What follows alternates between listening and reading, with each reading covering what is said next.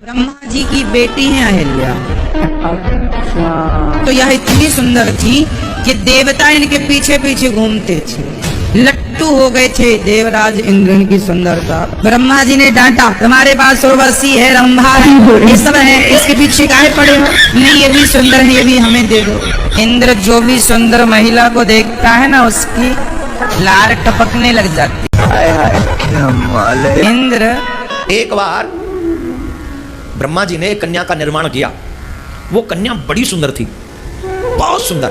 बड़े बड़े देवता कह रहे थे इसका विवाह हमारे साथ कर दो, हमारे साथ कर दो। इंद्र भी गए, कन्या बड़ी सुंदर है, इसका विवाह हमारे साथ कर दो। बोले मैं इनसे विवाह कर लूं। ब्रह्मा जी ने कहा तेरे से नहीं करेंगे, हम तो गौतम ऋषि से करेंगे। तो अहिल्या गौतम ऋषि से शादी हो गई। शादी तो गौतम ऋषि से हो गई, पर इंद्र की नियत तो लगी रही। शादी होने पर भी इंद्र ने एक दिन मौका पाकर छल कर दिया। इंद्र ने गौतम ऋषि के साथ में हुआ, लेकिन इंद्र के मन में यह खटक थी कि इस कन्या का सानिध्य कैसे प्राप्त किया जाए, इसका संग कैसे प्राप्त किया। इंद्र भी गए, ये कन्या बड़ी सुंदर है, इसका विवाह हमारे साथ कर दो। ब्रह्मा जी ने मना कर दिया और उस कन्या को गौतम ऋषि के आश्रम में, गौतम ऋषि से कहा कि आप इस कन्या की देखभाल करना, मैं अपना कार्य करके फिर अपनी कन्या को अपने पास ले जाऊंगा। इसे कहने लगे अगर इस कन्या को प्राप्त करने का कोई सही मायने में अधिकारी है तो वो आप। आजकल व्यक्ति अन्य अन्य धातुओं से बने हुए स्त्री पुरुषों को देखकर भी कामातुर हो जाते हैं। माल मत बोल तू उसे। रात के 2 बजे चंद्रमा को बोला तुम मुर्गा बन के कुकड़ों को करो। चंद्रमा को बोला तुम मुर्गा बन के कुकड़ों को। चंद्रमा को उसमें भागीदार बनाया और चंद्रमा पहले दे दी। चंद्रमा को ऐसा बना कर लाए, उसने बाग दी अर्ली करो। अच्छा। इंद्र ने चंद्रमा से कहा तुम मुर्गा बन जाओ। तो सारे मिलके हमको पागल बना रहे हैं। कोई बात नहीं, मगर क्यों, भक्त लोग तो चूतिया हैं। अच्छा। तो मुर्गा बन के बोल दिया। गौतम ऋषि जागे और गंगा नहाने चले गए। तो इंद्र ने गौतम ऋषि का रूप बनाया और इंद्र ने जाकर अहिल्या के साथ जबरदस्ती करने लगा। हाँ, गंगा मैया ने कह दिया अभी तो 2 बजे है रात को, आप क्यों आ गए? चंद्रमा बेचारे बन गए मुर्गा और जाए मुर्गा भैया रात के 12 बजे। सही बोल रहे हैं। बेचारे भूल गए, टेंशन बहुत है ना। अच्छा। गंगा मैया ने कहा गौतम जी आपके संग छल किया है इंद्र ने। जब तक आए तो इंद्र कमरे से निकल रहा था, अहिल्या के समझ गए इंद्र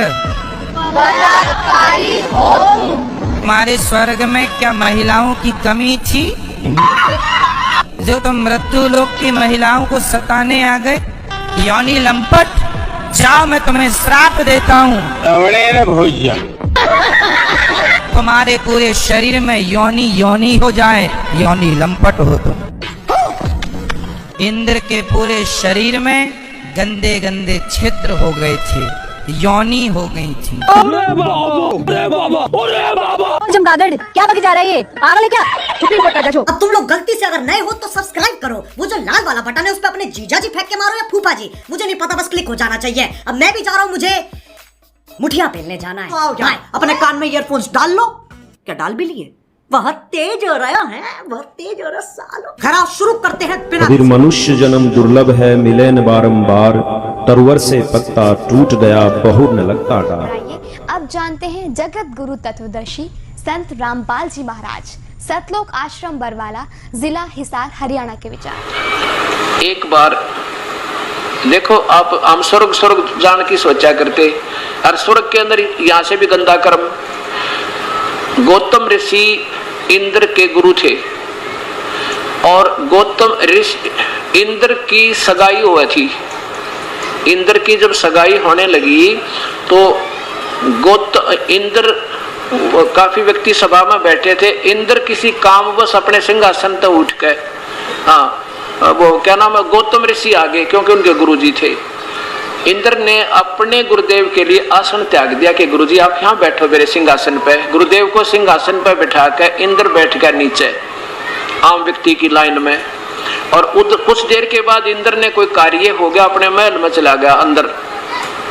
इतने में अहिल्या के पिताजी और साथ में अहिल्या के पिताजी का पुरोहित फटाफट आया कि जल्दी चलो, शीघ्र चलो, मुहूर्त निकल गई। फटाफट मतलब उसने इतनी लगन मचा दी, इतनी शीघ्रता कर दी, भाग कर जा करके बस दो कहते हैं बस कुछ अक्षण ही बकाया है मुहूर्त में, फटाफट बच्चे को तिलक कर दो, पढ़ाई कर दो लड़की को। अब आव देखा ना ताव देखा, उसका गौतम का तिलक कर दिया,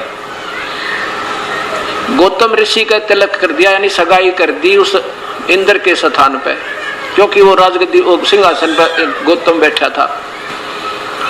और जब उन्हें तिलक पिलक कर दिया, वो पुरोहित वाली मूर्त भी जाली, जब सभासदों ने कहा कि ये तो गुरुदेव बैठे हैं, इंद्र तो महल में गए हैं, अब वो ये तो आपने गलत कर दिया।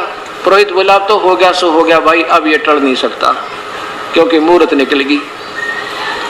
अब इंद्र के सगाई होनी थी होगी गौतम का गुरुदेव के। अब इंद्र के एक बार वापस आया, उसने पता लगा भाई गुरुजी की तो सगाई होगी। अब इंद्र क्या कहा अपने गुरुदेव को, बड़ी बधाई दी, बड़ी खुशी हुई, ऊपर ले मन तक खूब गवाही दी और अंदर ले मन में उसके खोट रह गया। अब कुछ वर्षों के बाद क्या हुआ कि अंदर के मन में ये खोट आ गया कि ये तो ब्याह तो तेरे साथ भी तो होना था इसका, अहिल्या का है, और भाई ये तो उसके मन में उसकी आसक्तता फंसी रही और दुष्कर्म करने के लिए 100 स्कीम तैयार की। एक देव से कहा, एक शुक्ल नाम के देव से कहा, क्योंकि ये इंद्र जो है देवताओं का मालिक है, राजा है, इसकी हुक्म चले। एक से कहा कि तू मुर्गा बनकर बोलना, वक्त से मतलब टाइम से पहले बोलना, अलार्म के टाइम, क्योंकि गौतम ऋषि मुर्गा बोला करता था सही समय पर, तो उस समय उठकर स्नान करने अपना जाते थे वहां गंगा पे। उस समय शुक्ल नाम के देवता ने मुर्गा की बड़का आवाज लगा दी, वक्त से गौतम ऋषि उठकर चला गया। उधर से इंद्र ऋषि दुष्कर्म करने के लिए अहिल्या के पास गौतम ऋषि का रूप बनाकर पहुंच गया। अब गौतम ऋषि ने देखा भी, ये तो वो ऊपर देखे, ऊपर हिसाब किताब सितारों का लगा के तो समय गलत है, तो गलत आ गया, ये कोई धोखा हुआ तेरे साथ। शीघ्र वापस आ गया, नाक है, आकर देखा तो वो दुष्कर्मी प्राणी इंद्र अंदर पाया, उसको श्राप दे दिया। इंद्र को श्राप दिया पहले गौतम ने कि तेरे को 1000 स्त्री इंद्रियां होंगी, जैसे फोड़े हो जाते हैं ऐसे इंद्र के शरीर पर वो बीमारी जैसे हो गई। उधर से अहिल्या को श्राप दे दिया कि तू पत्थर की होगी, उल्टा तने आज जो है अनर्थ कर दिया। अब अहिल्या ने कहा कि हे पतिदेव, हे स्वामी, आप तो जानी जान है, आप देख सकते हो ये इंद्र राक्षस जो है दुष्ट आत्मा आपका रूप बना कर आया था, मैं पहचान नहीं सकी मेरे मालिक, मेरा कोई दोष नहीं है, मुझे क्षमा कर दो। जब गौतम जी का जो है गुस्सा शांत हुआ तो उसने विचार से सोचा भी अहिल्या का कोई दोष नहीं था। फिर कहने लगा भी मेरे मुख से जो वचन निकल गया ये तो निकल गया, तो ये खत्म वापस नहीं हो सकता। फिर अहिल्या ने पूछा कि मेरा उद्धार कब होगा, कि तेरा उद्धार त्रेता युग में होगा। विष्णु को श्राप लगेगा नारद जी के, विष्णु को श्राप लगेगा नारद जी से, श्राप लगा हुआ नारद जी से कि तो एक जीवन अपनी पत्नी के वियोग में सारा जीवन निभाएगा, तो ये राजा दशरथ के घर जन्म लेगा त्रेता युग में, रामचंद्र इनका नाम होगा, और फिर इनको वनवास होगा, वनवास में ये आपके ऊपर खड़ाऊ झाड़ेंगे, तब आप औरत बनकर मेरे पास आ जाएगी। अब भक्तात्माओं ये विचार करना होगा अपने, ये तो सतयुग में पहले बात बता दी थी जो होना था, और 10,000 वर्ष पर पहले महर्षि वाल्मीकि जी ने यही राम कथा लिख दी थी कि राजा के विष्णु जी को श्राप लगेगा, राजा के दशरथ के घर जन्म होगा, सीता से विवाह होगा, फिर उसका वनवास होगा और अहिल्या पर खड़ाऊ डाल झाड़ेगा तो उसका उद्धार होगा। तो ये भगवान कठपुतली है इस काल के हाथों, इसने पहले इनका प्रारब्ध बना रखा है, उसे टस से मस नहीं हो सकते, उतना ही लाभ ये दे सकते, इसे ज्यादा ये नहीं दे सकते, इतना ही ये लाभ दे सकते। अब देखो प्यारी आत्मा, किसी महापुरुषों के गुणों से हम परिचित होंगे तभी तो उनके बारे में जानकारी होगी। अब ये भी भगवान, ऐसी बात नहीं है, इतना उद्धार ये कर सकते हैं, लेकिन ये काल के हाथों हैं और परमात्मा पूर्ण ब्रह्म काल से ऊपर है, उसके अंदर काल है। वो काल के लेख को मिटा सकता है, वो कर्म के लेख को मिटा सकता है, और कर्म का लेख मिट कर ही हमें सुख हो सकता है, और कोई दूसरा तरीका नहीं। बोलो सतगुरुदेव की जय। इस सच्चाई को आज तक मीडिया ने आप तक नहीं पहुंचने दिया। दूसरी ओर आर्य समाज के तथाकथित ठेकेदारों ने सोचा कि कहीं इस बात का समाज को ज्ञान न हो जाए। कहना कि इंद्रदेव ने ऋषि गौतम की पत्नी अहिल्या के साथ बलात्कार किया, उसका अपहरण किया, उसका दहन क्यों नहीं? राजा पांडु ने माधुरी के साथ बलात्कार किया, उसका दहन क्यों नहीं? ऋषि पाराशर ने केवट की बेटी सत्यवती को भगा करके ले गया और उसका बलात्कार किया, उसका दहन क्यों नहीं? बृहस्पति की पत्नी तारा का हरण वन मंत्री चंद्र ने किया। ये मैं नहीं कह रही, उनके धर्मशास्त्र कह रहे, उनके बाप दादों ने लिखे। वन मंत्री चंद्र ने अपहरण कर बलात्कार किया, उसका दहन क्यों नहीं? ब्रह्मा ने अपनी पुत्री सरस्वती का अपहरण किया, बलात्कार किया, उससे बेटी पैदा करी, उसका दहन क्यों नहीं? राजा नरक की रानियों के साथ कृष्ण ने जबरदस्ती विवाह किया, उसका भी तो दहन होना चाहिए ना? कृष्ण ने स्वयं की बहन सुभद्रा का अपहरण किया, उसका भी दहन होना चाहिए। राधा कृष्ण की मानी है, उनके धर्म के अनुसार अगर कोई भांजा मानी के साथ रंग रलिया मनाएगा तो क्या कोई छोड़ेगा? उसका भी दहन होना चाहिए। विश्व पिता ने अम्बे अंबालिका का अपहरण किया, 3 लड़कियों का अपहरण किया, अम्बे अम्बा अंबालिका का भी दहन करो। रावण का दहन करेंगे क्योंकि